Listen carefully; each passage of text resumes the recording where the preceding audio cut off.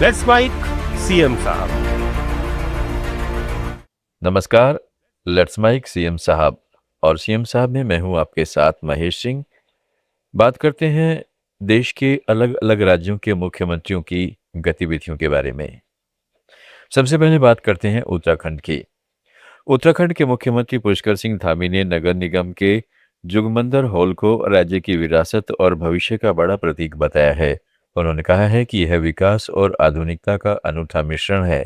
देहरादून नगर निगम तेजी से नए नए कार्य कर रहा है और स्वच्छता में भी बेहतरीन प्रदर्शन कर चुका है। अच्छा आएगा, इससे क्या मैसेज आएगा? नगर निगम का जो जुगमंदर हॉल है, ये हमारी विरासत का बहुत बड़ा प्रतीक है। विरासत का भी और भविष्य का भी, विकास का भी और आधुनिकता का भी एक मिश्रण इस हॉल में है। और नगर निगम देहरादून बहुत तेज गति से विभिन्न स्थापना सुविधाओं को बढ़ा रहा है, पार्कों का निर्माण कर रहा है, अनेक नए नए काम कर रहा है। स्ट्रीट लाइटें लग रही हैं, इलेक्ट्रिक बसें चल रही हैं। स्वच्छ और हरित दून बनाने के लिए यहाँ पर सीवरेज के क्षेत्र में अच्छा काम हो रहा है, स्ट्रीट लाइटों का अच्छा काम हो रहा है। बहुत सारे काम, इलेक्ट्रिक चार्जिंग स्टेशन भी यहाँ पर बनाए गए हैं। और स्वच्छता के मामले में भी देहरादून शहर ने अच्छा काम किया है। आने वाले समय में और अच्छा काम करेगा। हमारा संकल्प है कि देहरादून स्वच्छ बने और क्लीन और ग्रीन दोनों ही कॉन्सेप्ट को पूरा करते हुए आगे बढ़े। इसको ध्यान में रखते हुए 1400 करोड़ से भी अधिक की परियोजनाओं पर देहरादून में काम हो रहा है। ये सभी परियोजनाएं आने वाले समय में देहरादून शहर के विकास के लिए एक मील का पत्थर साबित हुई है। सर, प्रधानमंत्री नरेंद्र मोदी का दौरा की फाइनल हो गया, क्या आ रहे हैं सर, क्या कुछ बात कर रहे हैं दौरे में? और देखिए, अभी आदरणीय प्रधानमंत्री जी का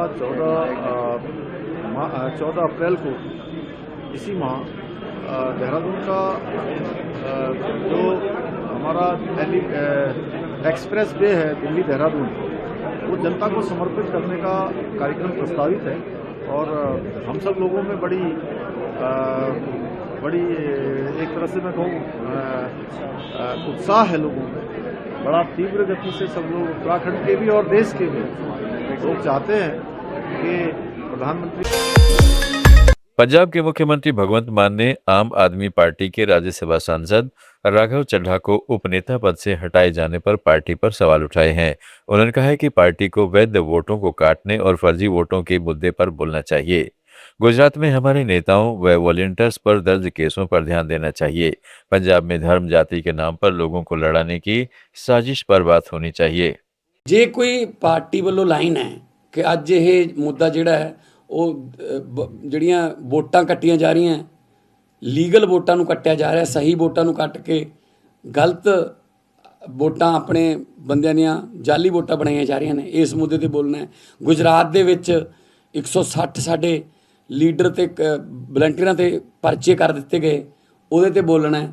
ਪੰਜਾਬ ਦੇ ਵਿੱਚ ਕਿਵੇਂ ਇਹ ਜਿਹੜਾ ਧਰਮ ਤੇ ਜਾਤੀ ਦੀ ਲੜਾਈ ਕਰਾਉਣ ਦੀਆਂ ਕੋਸ਼ਿਸ਼ਾਂ ਕਰ ਰਹੇ ਨੇ, ਉਹਦੇ ਤੇ ਬੋਲਣਾ ਹੈ। ਇਹ ਮੁੱਦਾ ਚੱਕਣਾ ਹੈ। ਜਾਂ MSP ਦਾ ਜਾਂ GST ਦਾ ਪੈਸਾ ਜਾਂ RDF ਦਾ ਪੈਸਾ ਉਹ ਚੱਕਣਾ ਹੈ। ਉਹਦੀ ਬਜਾਏ ਜੇ ਕੋਈ 에ਅਰਪੋਰਟ ਤੇ ਸਮੋਸਿਆਂ ਦਾ ਰੇਟ ਜਾਂ ਕੋਈ ਕਿਸੇ ਡਿਲੀਵਰੀ ਜਿਹੜੀ ਹੈ PJ ਦੀ, ਉਹ 30 ਦੀ ਬਜਾਏ 40 ਮਿੰਟਾਂ 'ਚ ਹੋ ਜਾਣੀ ਚਾਹੀਦੀ ਹੈ, ਇੱਦਾਂ ਦੇ ਮੁੱਦੇ ਚੱਕੂਗਾ, ਫਿਰ ਲੱਗੂਗਾ ਨਹੀਂ, ਤੁਹਾਨੂੰ ਸ਼ੱਕ नहीं होगा कि किसी और पासे तो किसी और स्टेशन तो बोल रहे हैं। गोवा के मुख्यमंत्री प्रमोद सावंत ने स्वास्थ्य मंत्री विश्वजीत राणे के साथ पोरबोरी में स्थित सचिवालय में आयुष वेलनेस सेंटर का उद्घाटन किया। यह केंद्र सचिवालय के कर्मचारियों और अधिकारियों के शारीरिक व मानसिक स्वास्थ्य को मजबूत बनाने के लिए शुरू किया गया है। आयुष आधारित उपचारों से तनाव कम होगा और कार्य क्षमता बढ़ेगी। सावंत ने कहा है कि यह कदम कर्मचारियों की भलाई सुनिश्चित करेगा। कर्नाटक के मुख्यमंत्री सिद्धरामैया ने बेंगलुरु में पुलिस ध्वज दिवस कार्यक्रम के दौरान राज्य के उत्कृष्ट पुलिस कर्मियों को मुख्यमंत्री पदक से सम्मानित किया। यह समारोह पुलिस कर्मियों के शौर्य, समर्पण और जनसेवा के प्रति योगदान को मान्यता देने के लिए आयोजित हुआ। गृहमंत्री जी परमेश्वर और पुलिस महानिदेशक MA सलीम भी मंच पर मौजूद रहे। सिद्धरामैया ने कहा कि पुलिस समाज की रीढ़ है और इन पदकों से उनका हौसला बढ़ेगा।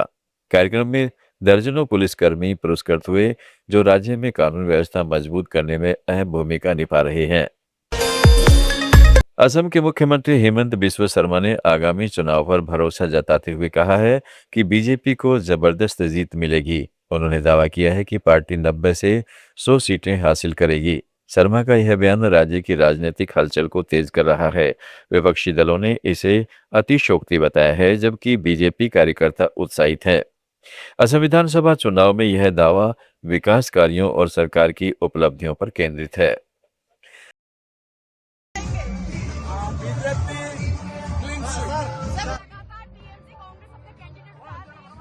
मैं ये सब का नाम भी सुना नहीं। हम लोग 100 सीट 90 to 100 सीट।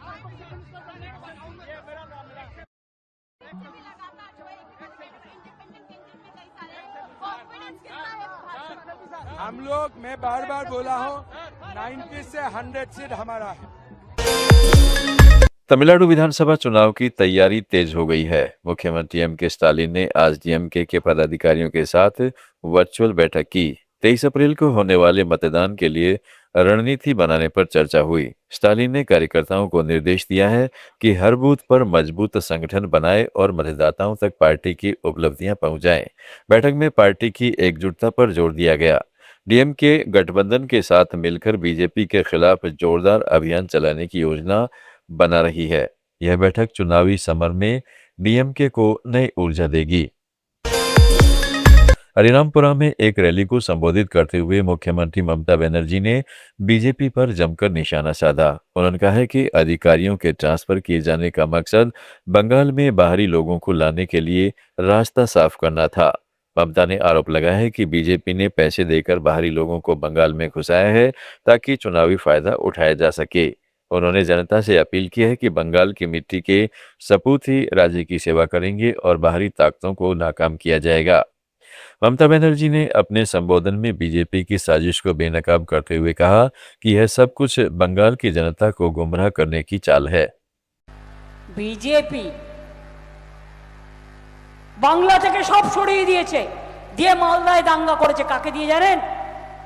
মুম্বাই থেকে নিয়ে এসেছিল পাগড়িধারী, টাকাধারী বিজেপির দল, ভোট কাটারি।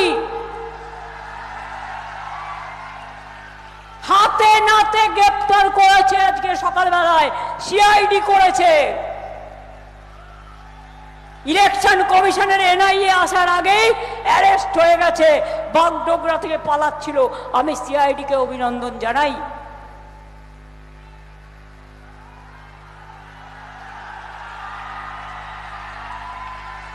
বাংলাকে বদনাম করার চেষ্টা।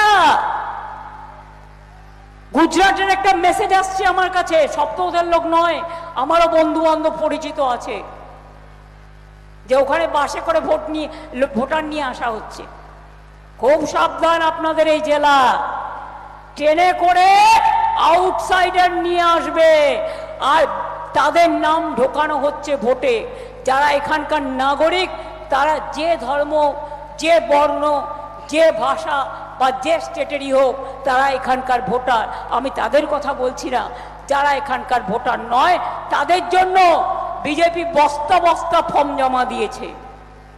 যাদের নাম কেটেছে সেটা এখনো তোলেনি,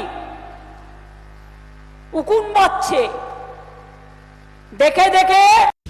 आप सुन रहे थे let's mic more than radio. Follow कीजिए हमें हमारे सोशल मीडिया प्लेटफॉर्म्स पर। It's time for news. It's time for more than radio. Presenting the first radio news app, Let's Mic. Let's Mic, a news-based app on your phone where you get to watch and listen news, talk shows, interviews, radio show podcasts. On Let's Mic, you get all relevant information of TV, print, radio, podcast and digital. Let's Mic talks about every segment of life.